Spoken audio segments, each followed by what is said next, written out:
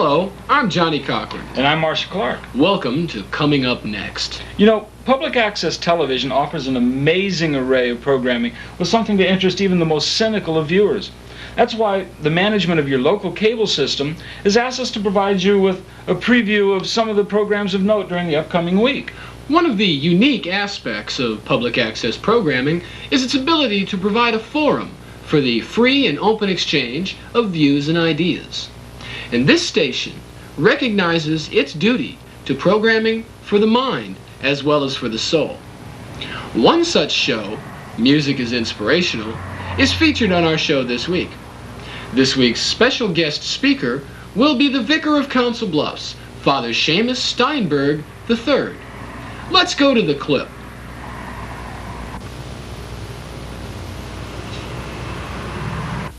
Good evening, children. Thanks for joining me. I'd like to tell the station thank you for asking me to come in. I want to read a selection to you tonight from the book of John, Fogarty. Now, usually I bring uplifting messages, messages of joy and peace, things to lift your soul and make you feel a little better about yourself, but some of you lately have been feeling a little too good, and I think we can let things get a little out of hand, and maybe it's time for a sermon to let you know we got to come back to earth a little bit, folks. And John said, I see the bad moon arising. I see trouble on the way. There's trouble coming, folks. It's a warning right off. I see earthquakes and lightning. I see the bad times today. He's talking today, ladies and gentlemen. We're not talking about next week. It's not changed next week. This is coming today. These things are happening right now as we speak. Then he goes on to say, don't go around tonight.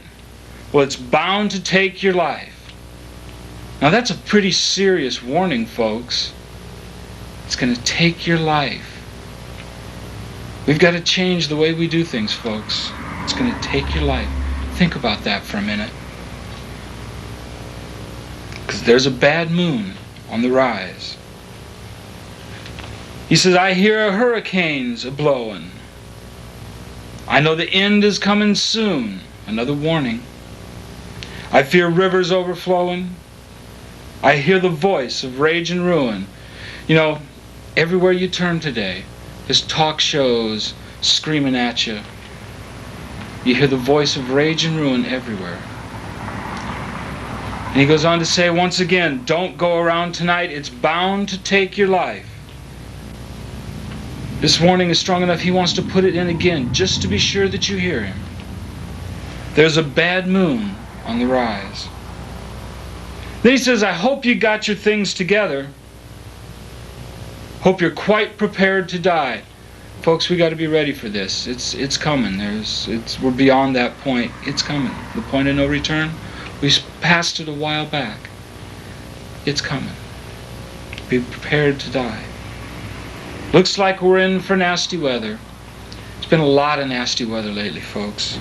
Not just outside. I'm talking about nasty weather inside our hearts. A lot of nasty weather. One eye is taken for an eye. It's the old proverb, an eye for an eye. It's pretty strong words, folks. And I hope you'll keep these in mind every day as you go about your comings and goings and your daily stuff. We all have to do the things we do each day, but think about this and let's try to be a little more loving to each other every moment. And these are words to live by. Peace.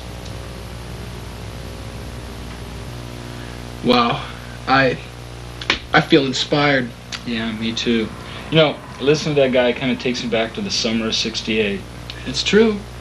One thing that may surprise you is the number of game shows on public access today. We here at your local cable system feel that we have some of the very best games of chance and skill that are on the air. So tonight we're going to begin a weekly, or whenever we need to kill some time, feature called Game Show Corner. And tonight's game show is a show called Name That Crime, where contestants answer some very pointed questions about crime. Good evening, ladies and gentlemen, and welcome to Name That Crime, the show that proves once and for all that crime does pay. Now let's get right into our first round of our game. Tonight's first category is murder or manslaughter. Here's our first question in that category. If you catch your wife in a local bar with a large, hairy stockyard worker who punches you when you try to take her home, and you blast him with your brand new vent-cooled Smith & Wesson 357 Magnum, sending bits of the back of his head flying across the bar wall, would you be convicted of murder or manslaughter? Is it murder? That's correct, Bob. In the state of Nebraska, if an argument was provoked by you or your actions, and you waste the guy, the crime would be murder, which in the state of Nebraska could earn you the death penalty. But with a good lawyer and a lot of cash, you might get the sentence reduced to 400 hours of community service at the Nebraska State Highway Patrol target range. Now let's check for the next category. The next category in our game tonight is armed robbery. Here's the question. It's Saturday night, and you're at your buddy's place shooting rats for target practice with your brand new vent-cooled Smith & Wesson 357 Magnum. On the way home, you decide to rob a convenience store, and the surveillance camera gets a picture of your brand new vent-cooled Smith & Wesson 357 Magnum tucked into the waistband of your pants. Now, would you be convicted of robbery or armed robbery?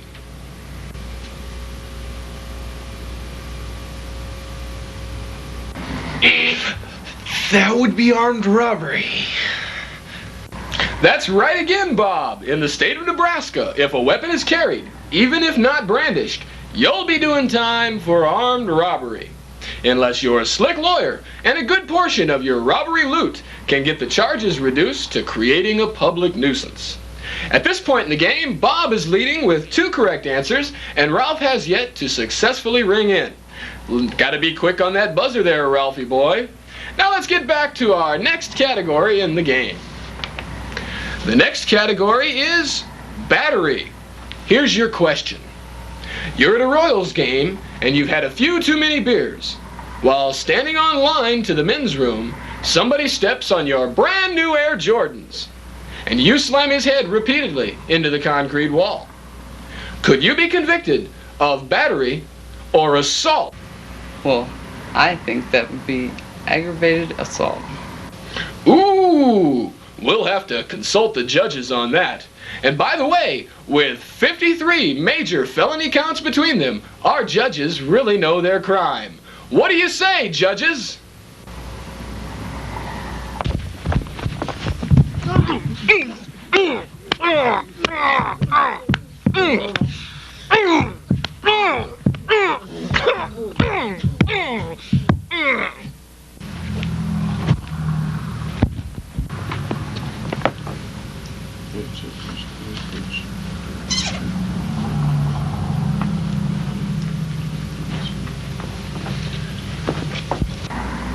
The judges say your answer is incorrect. You know, we here at your local cable system strive to provide programming aimed at expanding your horizons. And with that in mind, we're going to show you a clip from a little show With the emphasis on little. that takes you to some of the places in Nebraska, some of the historical places that you probably pass by every day and never even notice. So let's go to the clip. Good evening and welcome to Nebraska Travelogue. Our first stop tonight here on Nebraska Travelogue brings us to one of the most baffling mysteries in Omaha's long and storied history, a place aptly named The Rocks. Were they a gift from the gods or the remnants of a freak paving truck accident? We'll leave the decision to you. Some local residents have ascribed mystic powers to these rocks. To bring you that story, here's local rock guru, Dr. Bill Igneous. These rocks couldn't have been put here in a haphazard fashion. As you notice, there is a definite geometric configuration between all of these rocks. And of course, it suggested that there had to have been a sophisticated culture here in Omaha that had a complete mastery of addition and subtraction far in advance of 1973, maybe even as early as 1965.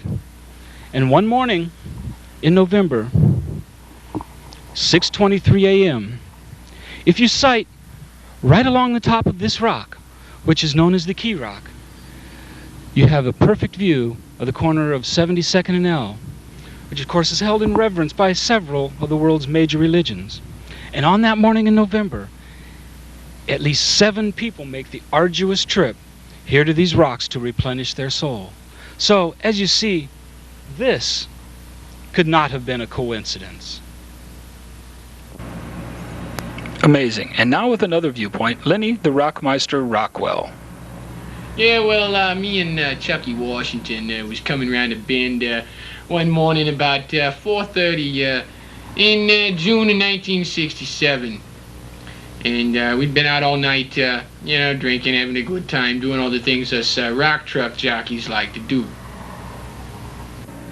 Yeah, we was hauling around the loop with 35 ton of rock, trying to race this little Volkswagen for the hole shot at the next light. You see, Clyde was pretty ripped, and he had a hold of the wheel with one hand while he was rummaging around a cab looking for his 40-ounce Old English 800 with the other. And he wasn't paying any attention to where his potbelly was going, let alone to the road. So we come around the bend, the bottle started to roll, and Clyde lunged at it, and that big old belly of his hit the release lever and dumped the whole 35 ton of rock right here in this here field. Kind of interesting, the Volkswagen just up and disappeared. And what did you do then? Well, we was pretty scared, being as this was the 3rd time it had happened, and with Clyde being on probation and all, so we decided to make ourselves scarce-like, and hope that no one would notice. So Clyde hiked that big old belly of his up under the steering wheel and romped on the accelerator, and we hightailed it out of there with the bed standing straight up and flapping in the wind. Weren't you concerned about attracting attention? Sure we was, so we drove the back roads down to Greasy Johnson's garage. That's where we stashed it, and we covered it with a bunch of old oily rags we found laying around Greasy's place. That's kind of hard to believe. It would have taken an amazing number of rags to cover an entire truck. Yeah, well, lucky for us, the last time Greasy cleaned his garage was in 48, when the city council issued him that order that he had to clean his place or leave town immediately. And where's that truck today? Well, it seems that Greasy was smoking one of those 5-cent cigars that he always had hanging from his mouth, and he flipped a butt into the corner, and the whole place went up like a Roman candle. The fire burnt so hot that the truck completely melted and left no trace of it, the building, or Greasy Johnson. So you have no evidence to support your story? Only my word. Wow, it's really a mystery. Who do you believe? I know what you mean. Here at your local cable system, we're very concerned about your safety and welfare. So as a public service, we present Dr. Ralph Horowitz, our consumer safety analyst. He's from the Papillion Institute of Safety Research, and he'll be giving us safety tips and reviews of currently existing products. Doctor? We interrupt this bit to bring you a bit we thought was funnier. Undercover in Omaha. Wednesday, 5:30. I received a tip that Billy O'Hara, a notorious nasty specimen and belly-bumping fanatic, could be found at a local bar. We went to investigate.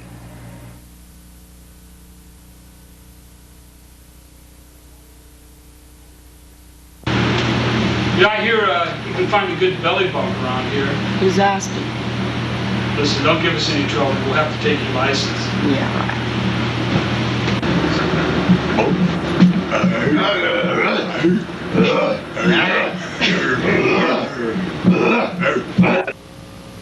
I knew I was going to have to go in and bring Billy out of there. All right, Billy. I think it's time you and me take a step outside. I don't think so. Oh, I think so. Yeah.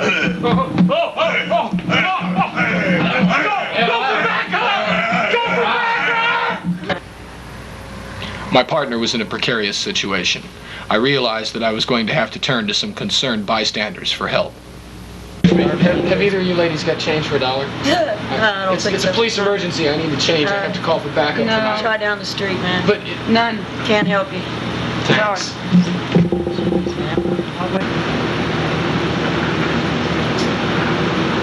Hey, partner, what took you so long? Wednesday, 10:23 a.m., we were called back to headquarters to check in with the coroner's office concerning our current case. Hey, Doc, you got something for us? Hey, come on in, guys. I got the results on your case. This human skull you brought me, slight possibility it might not be a human skull. I've noticed some very astounding differences. As you'll notice here, the human head has an eyeball socket. In this case, you'll see this is replaced by a headlight socket. Generally on the human head, you'll have two such sockets. In this case, only one. You'll notice here in this area, generally is the human mouth. On a headlight, this is replaced by the speedometer. Also, you'll notice in this area here, generally you'll have what's known as the human ear. In this case, on a motorcycle headlight, this is replaced by mounting bolts. Got bad news for you guys. I don't think this is the victim. Although I do, however, feel that some motorcycle somewhere is suffering greatly for the lack of this part. We now return you to your regularly scheduled program. Wow, I never knew how dangerous some of these things were. That's why shows like this are on the air. That's right. You know, not all of our programming is geared towards information. You know, sometimes you just want to sit back and be entertained. So, for all you music lovers out there, we bring you Omaha's own Sean O'Kelly and Snout Tunes. Let's take a peek at a little bit of this week's show.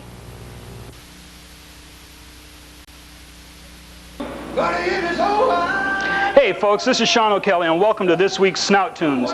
This week we got a special treat for you. We've got an interview with blues legend B.B. King. B.B., how you doing today? The problem is, B.B., when you were a child down in Mississippi, what first brought the blues to your attention?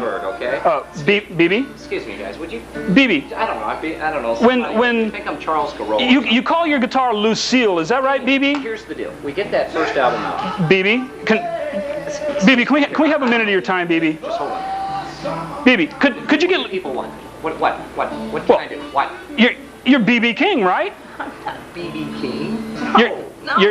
You're not B.B. King? No, I be the king. There's a difference. Excuse me. Wait. This is important. Could you just pretend to be B.B. King for us? Would you people get the hell out of here? Excuse me.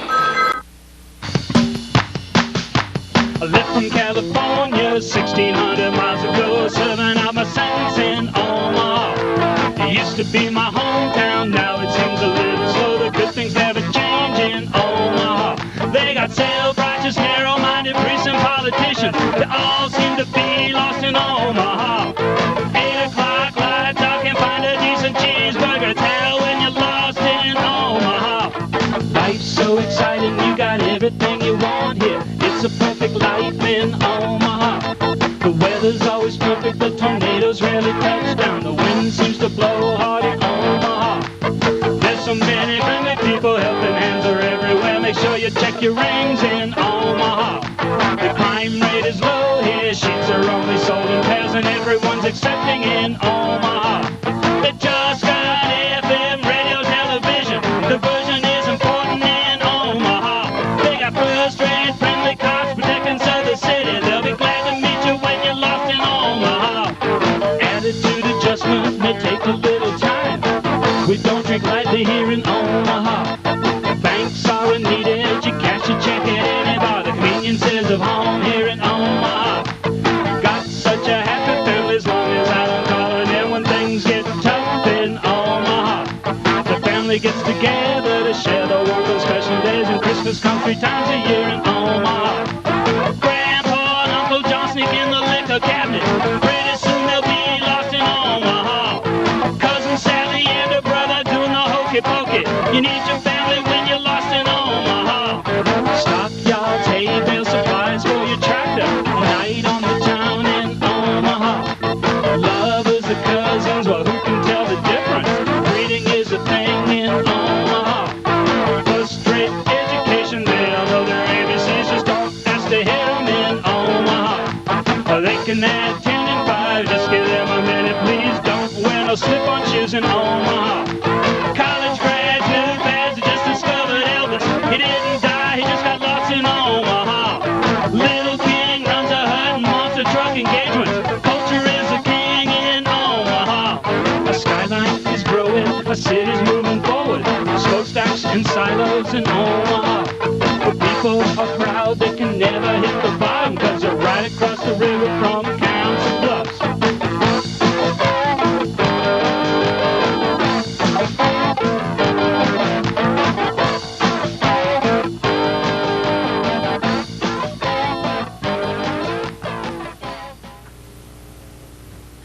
Oh, we're back. Well, just make sure to tune in to Snout Tunes with Sean O'Kelly each and every week. You know, I never miss it, and look what it's done for my complexion. Well, moving right along with our show, do you realize your local cable system also provides exclusive coverage of the many local sporting events around our great city, all hosted by our own Larry Espresso? Let's see what Larry has in store for us this week. Let's go to the clip. Hey, we got a hot one for you this week, folks. We're going to bring you coverage of the 3rd inaugural Tri-State Jug Toss. So let's get right down to it. Before we show you coverage of the final round, let's look at some of the earlier action. Wow, it doesn't get any better than that. It looks like our first contestant is stepping up to the line. Yes, it's Joe Bob Tommy Jones from Clear Lake, Iowa. Joe Bob is the current world record holder here at the inaugural jug toss. He's the only man alive to toss a jug 135 feet, but he's been in a bit of a slump lately, having failed to make the final round in 3 of his last 4 outings. Rumor has it this may be his final competition. He's ready to go into his windup. There he goes. Holy cow, it looks like he's thrown his arm out. That's gotta hurt, folks. We may have just seen the end of a brilliant career. We'll try to get an interview with Joe Bob a little later. Our next contestant is Willard W. Willard from Watson, Missouri. Willard has been a mainstay on the tossing circuit for years, but he's never quite managed to make it into the upper echelon. However, he's a big crowd favorite, and you can always count on him to be consistent. He uses a kind of shotgun variation of the standard windmill technique, spinning it one way, then whipping it back in the other direction for release. Here it comes. Here it comes. He's winding up. Look at it. Oh, no! That's too bad that didn't go in. That would have broken the world record. Well, even though he just missed it, Willard has to be happy with that throw. Now coming up to the line is young Petey Donnelly of Funk, Nebraska. He's one of the up-and-coming tossers on the circuit without a doubt. Petey's throwing style is a little unorthodox, using a sidearm delivery as opposed to the more traditional windmill style that most of today's tossers use. Well, looks like Petey's moving up to the line. Looks like he's ready for his throw. Yes, he's ready. And it's a beauty, straight into the pocket. Young Petey Donnelly has set a new world jug toss record. How about that, folks? We've seen history strike twice today. The last toss of a valiant champion and the emergence of his successor, young Petey Donnelly, who tossed a jug further than any man in history, 136 feet 2 inches. Aren't you glad you live in Omaha? Yeah, how about that toss, huh? Oh, we're back. Well, folks, it looks like we're at the end of our show for tonight. And thanks for tuning in to Coming Up Next. Yes, by the way, if you have any comments or criticisms about our show, please call us at the number on your screen, 551-2812.